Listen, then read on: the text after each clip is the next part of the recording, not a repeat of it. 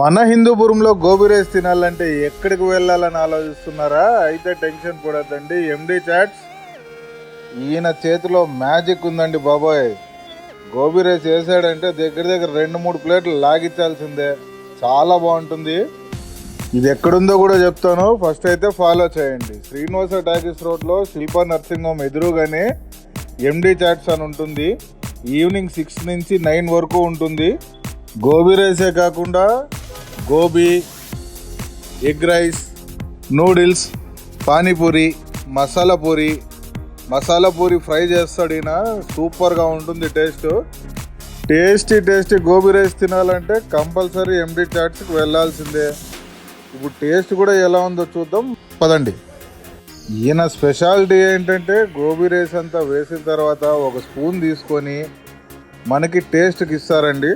ఉప్పు కారం సరిపోయిందా లేదా, ఇంకొంచెం వేయమంటారని అడిగి మళ్ళీ మనకి ప్లేట్లో సర్వ్ చేస్తాడు.